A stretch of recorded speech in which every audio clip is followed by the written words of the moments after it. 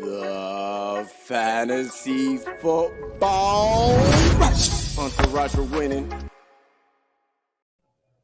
Welcome back, Entourage, and boy, do we have a video for you today. I'm talking about the rest of the season rankings. I know you guys love rankings. You're always asking me about rankings. For some reason, you guys are obsessed with rankings. Now, I'm not so big on rankings. I think rankings, to be quite frank, are highly overrated, okay?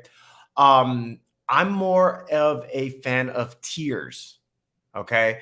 Because rankings, nobody is Nostradamus. Nobody could predict things exact. But if you can put players together in tiers, I think that's more beneficial. Maybe I'll do one of those videos next time. I think that would be a good idea. Maybe I'll break it down into positions because I have a feeling this video is going to be kind of long. I'm going to go through all positions, but I do think there is some value in this video. I'm not going to do something just to do it.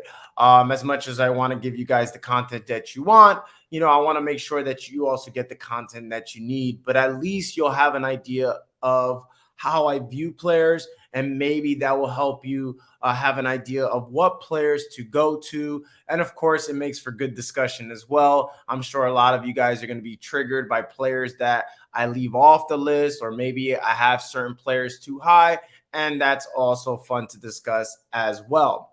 One thing to take into account, guys, if you're new to the channel, first off, please give a like. It helps the algorithm, and definitely subscribe. This way you're notified when the videos come on. You don't want to miss some of this stuff. It's time sensitive. So make sure that, again, like, subscribe, comment, join the fun Entourage. That's what we call this group that I hope to grow quite a bit. I've got some stuff in store for you guys, from crypto, NFTs, launch my own token. I just want to really, really grow the community. And I feel like there's a lot of tools out there now that allow more of a cohesiveness that was missing before. There's ways to get more access to each other, to myself, and that's something that I'm looking forward to build on. All right, guys, but we have a long video, so let's not waste any time, okay?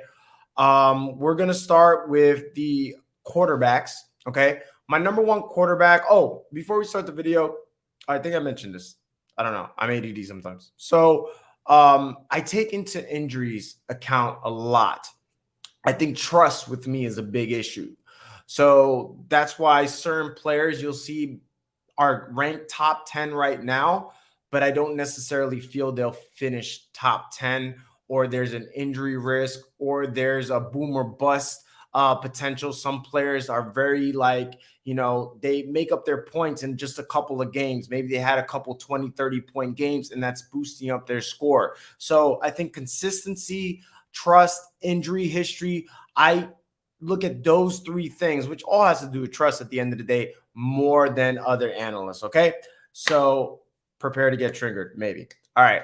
Although those of you who have been with me for a while, I have a pretty good track record of saying crazy stuff, or, whatever. Let's get into it, guys. Number one quarterback, Josh Allen. Again, he checks all the boxes, guys. Great talent, great system, running quarterback, has weapons, has not had a substantial injury, okay? All the boxes. He's my number one quarterback. My number two quarterback, Patrick Mahomes. Again, talent, system, weapons, injury risk. I mean, he had one injury. All quarterbacks do. Never had a, injury where he missed the whole season. When we come, to this stretch, guys, you want players you could rely on. And he's not boom or bust. Patrick Mahomes is going to get you at least 300 yards or multiple touchdowns. So Patrick Mahomes is my number two, no matter how he's played this year. My number three is Tom Brady. It's hard to be able to trust a 44-year-old quarterback, but at the end of the day, he's defied all logic. And again, checks all the boxes: system, talent, weapons, consistency. Tom Brady is that dude, even at 44 years old. Now, I think this one can get a little tricky, right? Number 4 spot, and some people would even make an argument for Tom Brady at number 1. You could really make an argument at any of these 3 quarterbacks at number 1. But remember, I factor in also, I try to predict what's going to happen. So maybe Brady, who's been on fire, he slows down as defenses tighten up a little bit. Offenses, like I give this analogy over and over, offenses usually have the advantage early on. Then later in the season, defenses tighten up, and it's similar to baseball. Early on, the hitters have the advantage. You see these bloated batting averages. Later on, the pitchers start warming up. It's a lot harder for a defense to stop an offense, So that's also plays into a factor, not just what's going on currently, but what I will predict to happen. And I don't think a huge fall off from Brady, but from 1 to 3, that's about the fall off I see. My number 4, though. So number 4, surprisingly, I got Matt Stafford. Okay. Now, number 4 is where it gets tricky. I don't think anybody's going to really argue the top 3. Number 4, though, I picked Matt Stafford because is he a talent? Yes. Does he have weapons? Yes. Does he have the system? Yes. Is he consistent? He's been very consistent. Okay. And this is a new offense. I think Matt Stafford is just heating up with those trio of receivers. I'm talking about Kupp, Woods, Van Jefferson's coming on. Higbee's decent. Darrell Henderson has played really good. I like his floor better than Lamar Jackson, Kyla Murray. The reason I think Kyler Murray and Lamar Jackson have more upside. I do. I'm not going to argue. If you want to make the argument that Lamar Jackson or Kyler Murray should be in those spots, I have no problem with that. But this is my rankings, and I told you guys, reliability, consistency is a big thing, and I had to dock some points off for Lamar Jackson, who's looked really good at times, but he's also had some pretty mediocre. Now, he still give you a safe floor, but, he has a tough schedule. He has a tough schedule, has to play Pitt, has to play Cincinnati again, who shut him down. So I think I like Stafford, who's ascending because this is a new playbook. Now they got rid of Jackson. Now Jefferson's playing 80, 90% of the snaps. I'd rather have Stafford. I feel like I could trust Stafford a little bit more. Kyler Murray, on the other hand, same thing. We've seen him fade already 2 years in a row. Started off like a bat out of hell. He did it again this year. Now he's very small. And what did I tell you? I factor in injuries. He's hurt as we speak. So again, I have to put Stafford, and Stafford's a little banged up too, but I don't think it's anything serious, especially Stafford doesn't run. So I put Stafford based on trust. I gave him the nod. Do I think the other two have more upside? I do. But I'm going to go with Stafford here at number 4. And then obviously I'm going to pick, what I got at number 5, I got Lamar Jackson. Okay. His upside's too great. His running ability is too great. And number 6, this might surprise some people. I actually didn't put Murray at number 6. I put Dak Prescott. I think Dak Prescott started off a little slow, definitely showed what he can do, not only a couple games this year, like that first week against Tampa Bay, but also last year. And remember, Dak Prescott was coming in off an injury, right? Hasn't had his full deck of cards yet. Michael Gallup's been injured. But is there a better unit offensively in the National Football League than Dak Prescott and the Dallas Cowboys? I mean, the only other, and I would still give the Cowboys the edge. The only, I guess Tampa Bay, Dallas. But man, Amari Cooper, CeeDee Lamb, Michael Gallup's back. Zeke, Dalton Schultz is a top 5 tight end in points per game. And their offensive line is back. So when you factor all that, and they tend to be in a lot of shootouts, their defense has improved, but it's not great. So he's got talent, he's got system, he's got weapons, he's pretty consistent. Okay, I'm not worried about an injury. Every quarterback has at least one major injury. I know he missed last game, but he should be fine. Okay, and Dak, we don't think of him in this light anymore, but he's also capable of running the football. So he could have that at any moment. So I got Dak right now at number 6.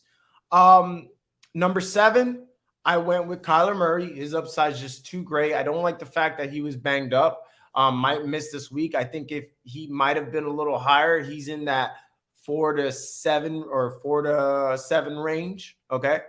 But yeah, still great talent, still could go off at any time. The other reason why I docked Kyler Murray a bit was because his receivers are very injury prone. AJ Green,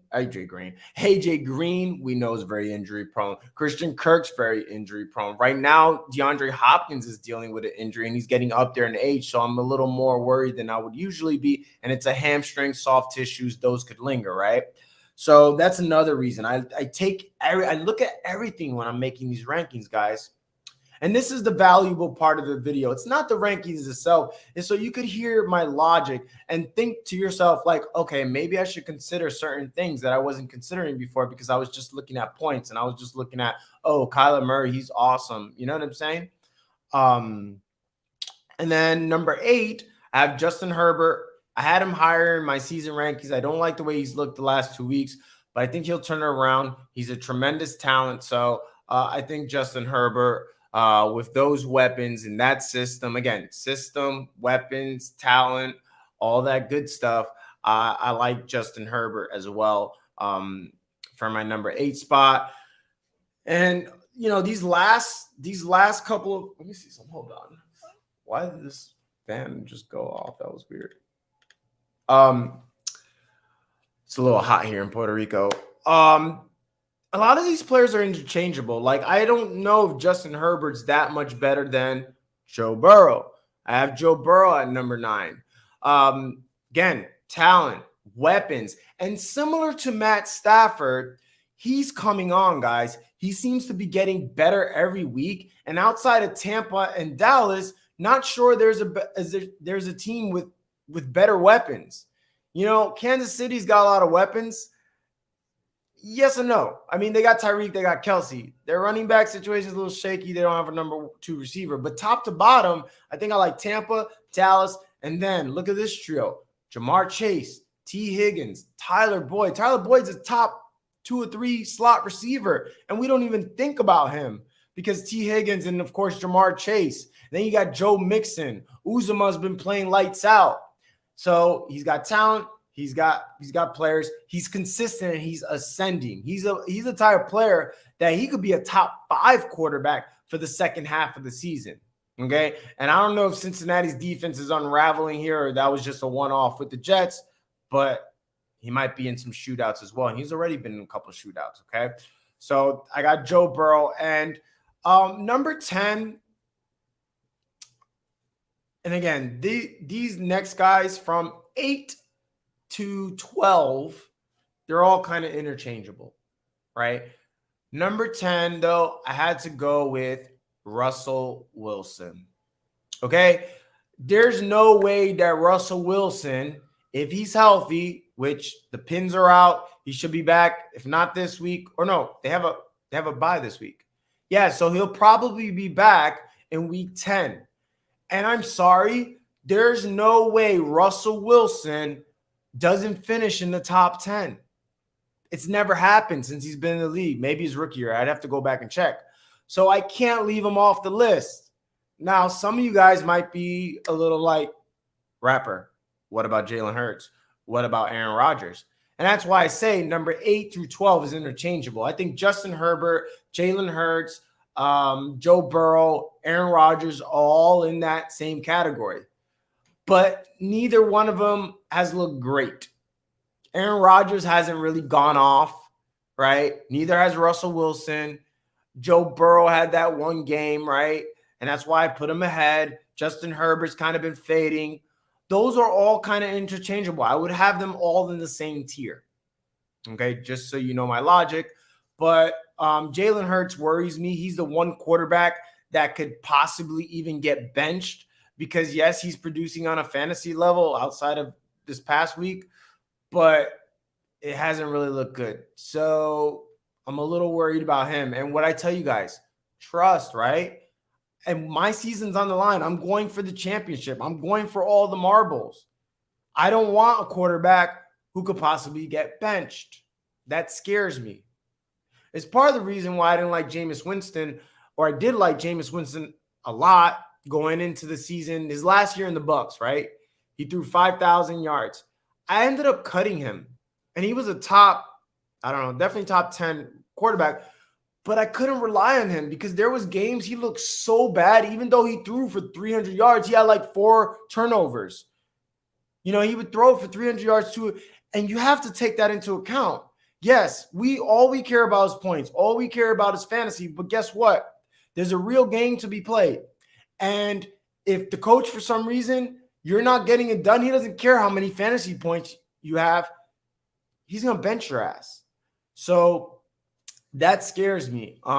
Again, reliability. And Aaron Rodgers just missed the cut. I mean, a lot of people might be upset. How could you not have Aaron Rodgers? I mean, but Russell Wilson's always top 10. Joe Burrow's playing better right now and is only going up. Justin Herbert is also averaging like 3 or 4 more points right now, and that's even with 2 off games. Yeah, and Aaron Rodgers just doesn't have a lot of weapons. He has Devontae Adams, and what else? What happens if something happens to Adams, who always seems to be getting nicked up? I mean, he plays, but he always seems to be like getting almost injured, and he has missed games in the past. You know what I'm saying? So I love Aaron Rodgers, and I have no problem with anybody that wants to put Aaron Rodgers 8, 9, 10. Again, it's arguable. They're all in the same tier, and next week I might even change and put Aaron Rodgers. I don't know. But based on the information I've had, based on history, based on what I've seen, these are my top 10. For those of you who are just tuning in, we're doing the rest of the season rankings. I just got done with my quarterbacks. Number 1 is Josh Allen. Number 2, Pat Mahomes. Number 3, Tom Brady. Number 4, Matt Stafford. Number 5, Lamar Jackson. Number 6, Dak Prescott. Number 7, Kyla Murray. Number 8, Justin Herbert. Number 9, Joe Burrow. And number 10, Russell Wilson. All right. Now we're going to move on to our running backs.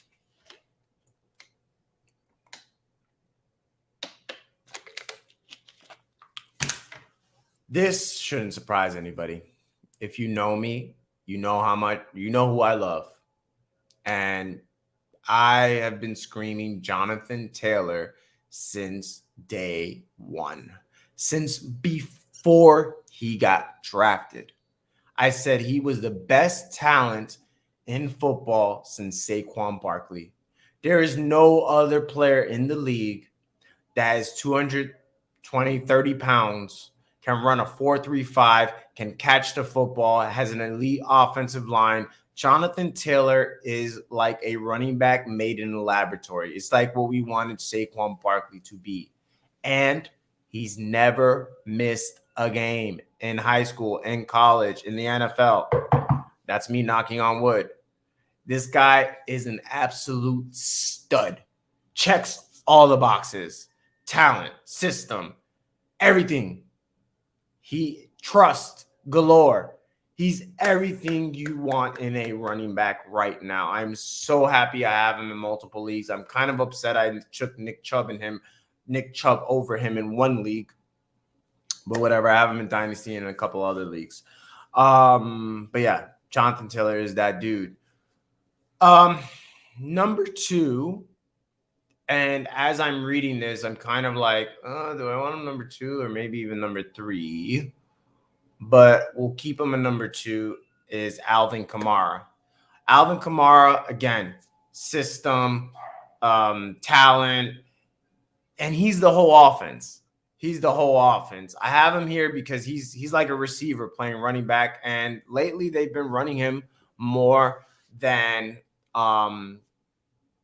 usual. I'm talking about the end of last year, this year. Now, there's a little bit of a concern, okay?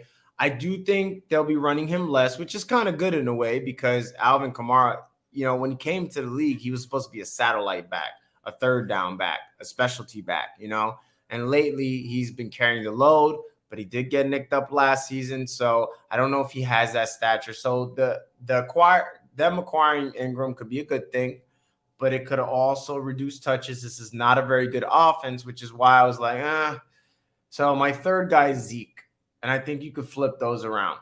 and even my fourth or fifth. Like, this is like the tier. I think Jonathan Taylor right now is in the tier by himself.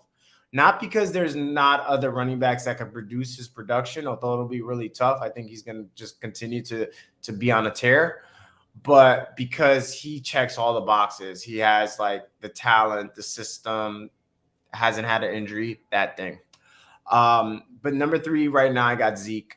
Zeke's been awesome. Zeke has one of the few true workhorses, one of the few running backs that can also catch the football and gets receptions in the game. He's in a potent offense, so he's going to get touchdowns. And Tony Pollard is doing this thing too, but it's still this offense still goes through Zeke, even more so than last year because they're actually in games. They don't have to be playing catch up all the time with their defense.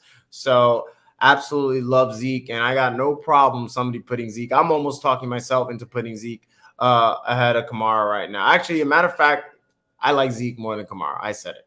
Okay? Entrenched in stone. Kamara's number 3. New number 2 is Zeke. Okay? Number 4. This might surprise some people. But what do I look for? Talent, system, trust, reliability, right? Najee Harris. Yep.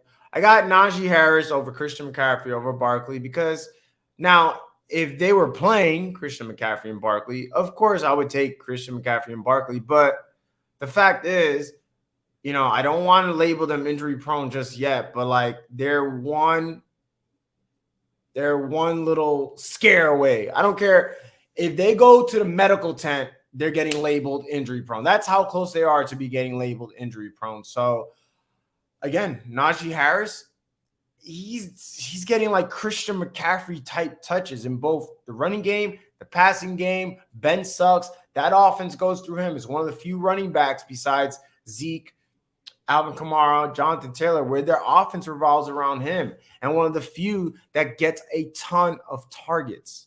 So that's why I had to pick Najee Harris number 4, and he's reliable. Number 5, I couldn't knock him any further down, guys. I mean, it's Christian McCaffrey. He's still number 1 overall if he's healthy. So I think number 5 is pretty good punishment just because the other guys are safer. But he's CMC, and he's still great. And when he played last year, when he came back for a couple games, he was still CMC. And in the beginning of this year, he was still CMC. But he has to stay healthy. Hamstring scared me. He also had a setback. So we'll see how he goes. But I couldn't knock him any further. He's number 5. Number 6, my other favorite player, you guys know who he is Nick Chubb. I know that, Kareem Hunt's annoying, which thankfully he's gone, but now we have to deal with Dearness Johnson, which I think will be less than a factor, but he'll still be involved. But at the end of the day, Nick Chubb was still putting up 20-point games, even with Hunt. I think it'll be a lot easier now. I don't think Dearness Johnson will play as big a role as Hunt. So don't worry about Pittsburgh. Don't worry. It was the first game back. He had 16 carries. Usually he was getting about 20. And he's going to have to be a big focal point into the offense now, especially OBJ's gone. Landry's not 100%, he said. So I think Nick Chubb is in for a big second half. And he's one of those players that could move up in the ranks as well. He could be up there with the Zekes, the Jonathan Taylors, and everything. So, and he's reliable. Yeah, he had some injuries, but they were minor injuries. As long as you miss 3 or 4 games, okay. It's those season-long injuries, it's those nagging injuries. Those are the ones that really concern me. So I think he's safe. Number 7, similar to CMC, I couldn't knock him down any further, is Saquon Barkley. He looked like he was really starting to turn up right before he got injured. And this is, again, one of those situations that I'm knocking him for the injuries. He's like CMC. He's one medical tent visit away from being labeled injury prone. He's really close. He's not quite there yet. Some people would already label them injury prone. I'm still holding out hope, but this is his last chance. But yeah, and he's got a cupcake schedule. So 7 running back is Saquon Barkley. Number 8, this might surprise some people.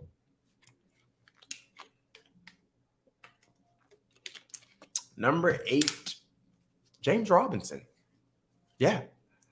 Talent, believe it or not, James Robinson's talent. People don't like to admit that, but if you watch him play, if you watch his metrics, he's not fast. He's not that big. He's not a receiver at running back like Kamara, but he's still a talent. He's still talent. He knows how to hit them holes. He's shifty. He gets a ton of volume. He's their whole offense. Was getting 20-point games every week since they finally realized that Carlos Hyde ain't it. So, yeah, I like that. I like the volume. I like the usage. He's a capable pass catcher. So, James Robinson, I trust James Robinson. And, again, this is all about trust. And I put him over some other running backs that you guys would probably put over him, and some of these others as well. But I put him over Austin Eckler. I think Austin Eckler could be somewhat darty sometimes. His receiving prowess is really what keeps him. As a runner, though, he's okay. He's not great. Has a little bit of that boomer bust factor. But the main reason I docked him was because it seems like he's just like getting closer to injury.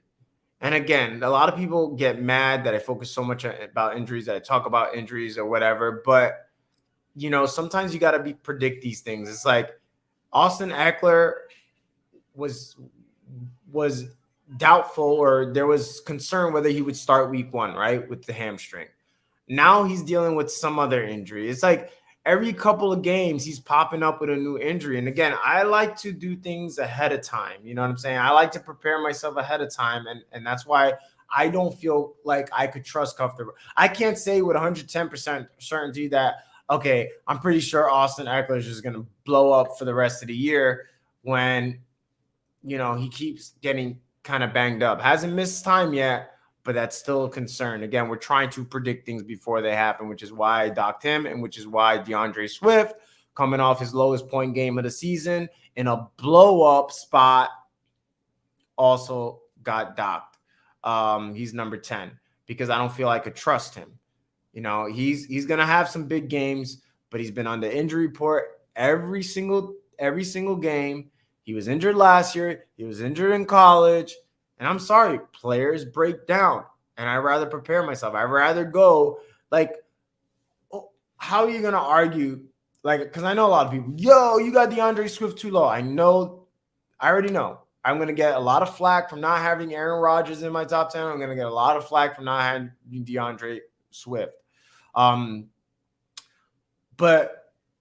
I have Austin Eckler over him. Is that really that bad a take? Putting Austin Eckler Austin Eckler over DeAndre Swift? No. Nick Chubb? Some people might be mad about that one. But Nick Chubb, before he got injured, was doing great. So I get it, but DeAndre Swift is not that good at running the football, so he has to rely on getting a lot of catches and a bad offense. And yeah, that's why I got him at number 10. My honorable mentions are Leonard Fournette. It might be a situation where I might put Leonard Fournette over DeAndre Swift, to be honest with you. He's been tearing it up, and why wouldn't you want the lead back on a potent offense? He's somebody I would try to buy low too, since he's on a buy. And then this will surprise some people, or not my true followers, but Javonte Williams. I think Javonte Williams, he's way too talented. I've seen this way too often, where running back that everybody's down on, that everybody thinks he was a rookie, that everybody's saying I told you so, because it happened last year with Jonathan Taylor, with Antonio Gibson, with J.K. Dobbins. They just came on late and they erupted. I think a similar thing will happen with Javonte Williams, and it was actually hard not putting him in my top 10 because he definitely has that ability, and I would not be shocked one bit if he finishes the top 10 beginning week 9 to the end of the year. Okay? So there are pretty bad. You ain't even got Henry top 5. Henry's injured. He's out for the season.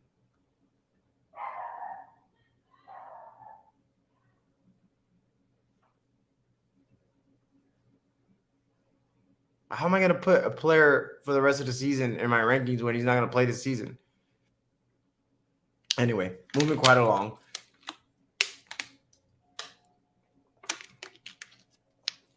But Henry would have been number one. Although, I don't know. Actually, I still would put Jonathan Taylor number one. Top receivers, Cooper Kupp. Ridiculous. I mean, he's got like 4 or 5 more points than the next guy. He's getting targets. He's a red zone guy. He gets the yards after the catches. He's been absolutely, I mean, he's on a record pacing year. Enough said, Cooper Kupp. Nobody's going to argue that. If you argue that, just slap yourself and just admit you just suck at life. Number 2 is Devontae Adams, who was the consensus number 1 receiver. He's a target hog. He is that whole offense, him and Aaron Jones with a pinch of Dylan. So, yeah, he's got the talent. He's got the offense. He's got the volume. He's got the quarterback, Devontae Williams. He's the only player that has a shot at beating Cooper Kupp from week 9 on. The only one. But even him, I think it's going to be tough right now. Cooper Kupp's on fire. Number 3, Tyree Kill. Tyree Kill, you know, he's that type of receiver. Any given game could go off for like 30 or 40 points. He's done it before. He's just unstoppable. He just really is. Like, it takes a whole team to stop him. It takes a corner and another corner and a safety and linebackers. And I mean, Tyree Kill is a freaking menace. And again, talent, system, quarterback, checks all the boxes. Number 4, this is where we're going to get some controversy. I love controversy. But if I stay true to myself and we go by the talent over everything method, you can't really be mad that I put DK Metcalf at number 4. Guys, talent, check. Quarterback, check. Volume could be a little bit better, but he makes up for it with big plays. He's a big threat, you know. Big target. He gets a lot of touchdowns, and I like him. And, you know, you can make a case for Metcalf and Diggs and Brown and Jefferson. They're all part of the same tier, okay? So I got no problem with that. But I'm going to go with the talent over everything. I love DK. I think he's unstoppable. And now with Russell Wilson back, he even did his thing last week with Geno Smith. He had a couple touchdowns with Geno Smith. So, and they're using him differently.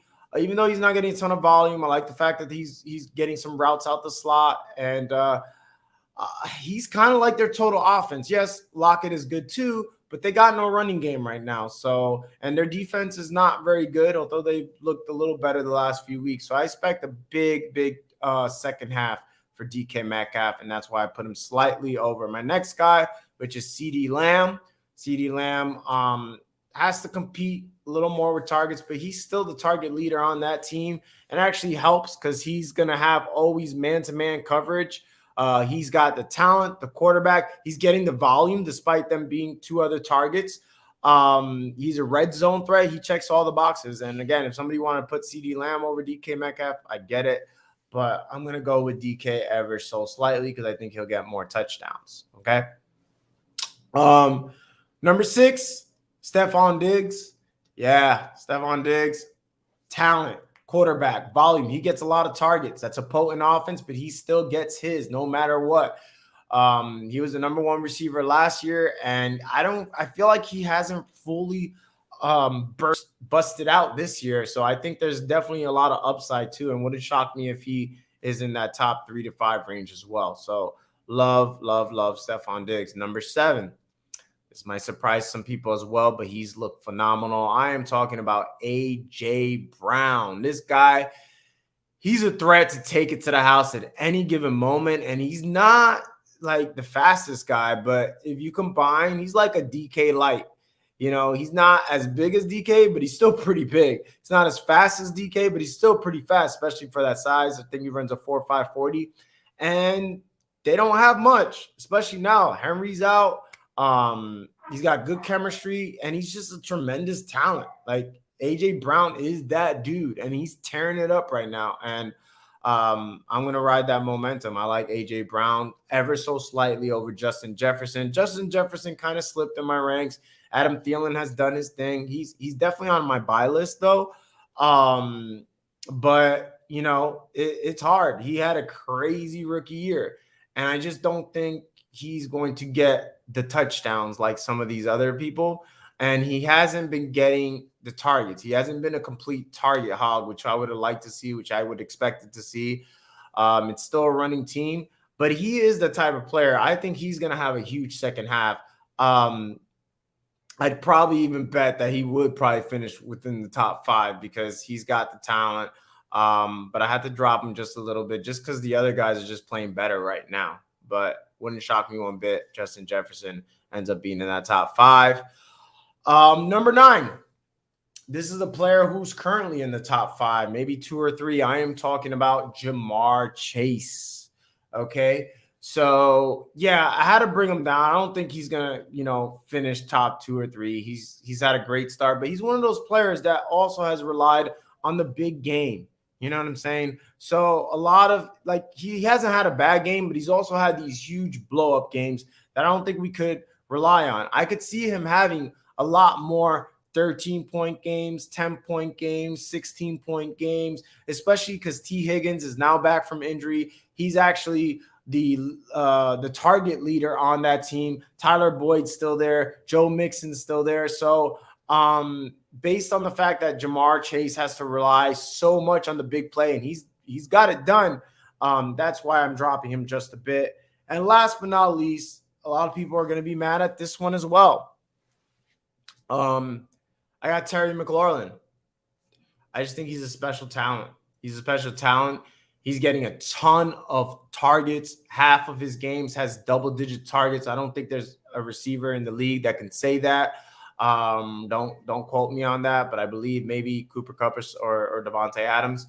But he's a special talent. Follow the volume. The only problem is, the quarterback situation is a little shaky in Washington. I get it, but that's why he's number 10. And I picked him ever so slightly over Deontay Johnson and Chris Godwin. Chris Godwin has looked awesome, especially the last 2 weeks. Part of that could be AB, but he still had double-digit target games with AB, and he's the most consistent Bucs receiver. And what I love consistency, players I can rely on. A little concerned about the injuries, but he's been so healthy so far this year. And the other guy is Deontay Johnson, an absolute target hog. Ben loves him. Ben falls in love with his receivers. As long as he stays healthy, he is a wide receiver 1. Now, the one name you're probably Rapper, you don't have the number 2 receiver right now in your top 10 or even honorable mention. And I'm sorry, I just don't have faith in Debo. I think he's a tremendous talent, but I don't know. He's dealing with an injury already right now. He's had a couple scares already. He's been injured every year. Let's see what happens when Kittle's comes back. Ayuk's been ascending. So I think we'll probably go back to the Debo he's always been, because the Debo's always been good, but he's also been up and down. Even when he was healthy, he'll have these blow-up games, but then he'll disappear too. And that has more to do with Jimmy. I'm not blaming that on Debo. That has more to do with Debo than Jimmy. But I think he's going to come back down to earth and be the Debo we've seen throughout the first 2 years, rather than this absolute monster that's second in points per game. Okay? So, sorry, guys. It is what it is. And for my tight ends, and those who are just joining in, I'm going to do a quick recap.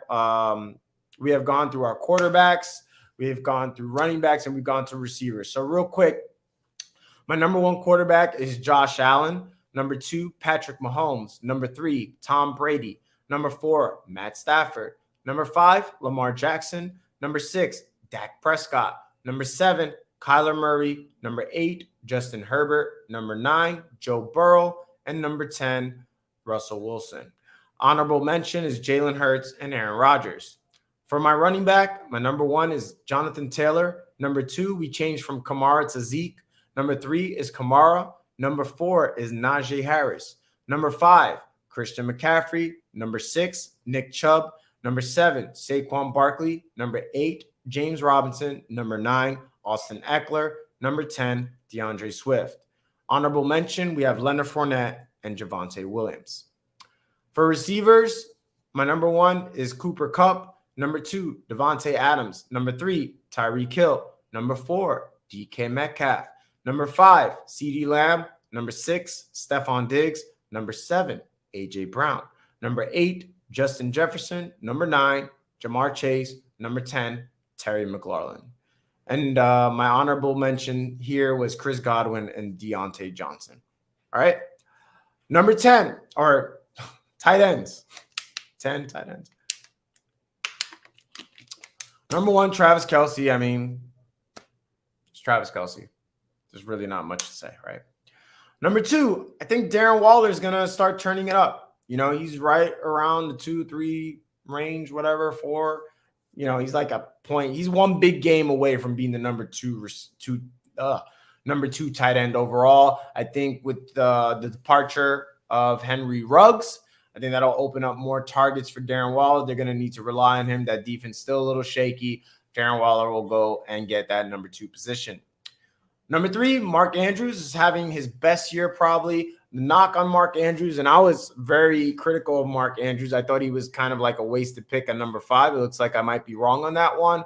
My issue with Mark Andrews has been consistency over the years, but unlike past years, he's been very consistent in 2021. And what I tell you, I like consistency, right? That's why he's my number 3. Number 4, George Kittle. He'd probably be my number 2, you know, if it wasn't for the injuries. He didn't really start off too good this year either, but you can't knock George Kittle any further than number 4.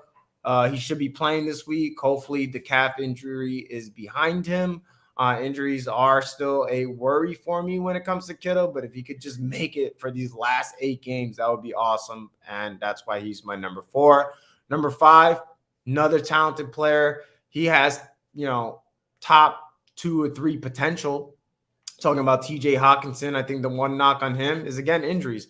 That's usually why I knock players down. If you are questioning why I have certain players lower than most, that is really it. Because, again, guys, if I'm going for a championship, this is the second half of the season. I need players I could trust. I need players I could rely on for the home stretch, not players that's going to, you know, going all the way up to the championship and all of a sudden, like Keenan Allen does every year, he gets injured. Like Debo does every year, he gets injured. No, I need players that's going to be with me. And you know, and at some point, Kittle is worth the risk, and that's why I knocked him for TJ Hawkinson. Again, top 2 or 3 talent, but he seems to always be banged up, but he's the focal point of their offense, which is good.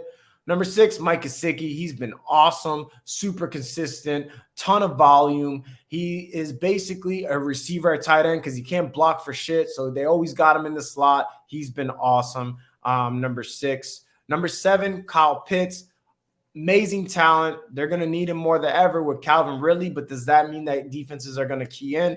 I knocked him more for being a rookie. He has top 5 upside, but again, can you blame me for not for – I mean, you can't really put him over Gesicki, Hawkinson, Kittle, Andrews. Like, I'm putting good players over Pitts. I think that's pretty generous, including Dallas Goddard, who I got at number 8. Dallas Goddard, number 8, I think he's going to be super consistent. He is their best receiver. He's going to get consistent targets. There's no Ertz. The reason I have him at number 8 is he lacks the upside. He lacks the upside. Philly is not a good offense, and he hasn't had any blow-up games because Philly is not a good offense. Jalen Hurts is a little questionable as a thrower of the football, but consistency is key, and he's going to get you 12 to 13 points every game, which is great out of the tight end position. Number 9, I think I'm going to change this. Right now, I have Noah Fant. I think I like Dawson Knox a little bit more. Teddy B is not a good quarterback. I saw statistics. Noah Fant's running less routes. They got their other tight end back. He has to compete with targets from Judy and Sutton and Patrick and the 2 running backs with a bad quarterback. So I think Noah Fant is a special talent, special. And if he was on any other offense, he'd probably be top 2 or 3. Like, he's that good. But it is what it is, right? That's why I'm going to put Dawson Knox at number 9 because they'll get about the same targets. But I think because he has a better quarterback, because he's in a better offense overall, even though you can make an argument that Denver Broncos has better players, they don't have Josh Allen. And that's why I think I'm going to move Dawson Knox to number 9 and Noah Fant as number 10, with my honorable mentions being Zach Ertz and Dalton Schultz. All right. So there you have it, guys. My rankings for the rest of the season. I know this is going to cause some controversy, but I think I made good arguments on why I chose the players I chose. There's a couple that are interchangeable, which is why I mentioned earlier in the video, I prefer tiers than rankings, but at least you got some insight behind my logic, and hopefully this will help you go after some of these players. Again, they're in my top 10, so they're probably not going to be cheap, but some of these can be had for reasonable prices. You probably can't get Jonathan Taylor right now, but maybe you could get Nick Chubb. You know what I'm saying? Yeah, and there you have it. Actually, I just remember I didn't include David Montgomery. He'd probably be on that list. He'd probably be like, I'd probably choose David Montgomery over Swift. Ooh, that's going to make you mad, I know. There's some Swift fanboys out there, I know. All right, so let's look at the questions. Would you try to trade Kasich since I have Kittle coming back? It depends what you could get, but you could be left with nothing because Kittle's not the most reliable. So if anything, I would try to trade Kittle. Maybe you could find somebody that'll take him off your hands since he's coming back. But if not, just keep him. Unless you could get really good value for either or, because I don't remember, guys, it's the home stretch, right? We need reliable players. As much as we, want to hope everything's good for Kittle, what is he doing right now? He hasn't played in a couple of weeks. How did he end last season? Injured as well. So there's some risk. You don't want to get too cute and then have this big hole at tight end because, you thought you were relying on somebody that so far has been proven to be unreliable. All right, any last questions? I've been on here like a while, so I'm going to answer some questions, but I'm getting hungry. So I'm going to going once, going twice, going 3 times. All right, well, you guys know what to do. If you have any questions, just put them in the comments. I'll get back to you. And enjoy your weekend. Love you guys. Until next time, peace. I'm out.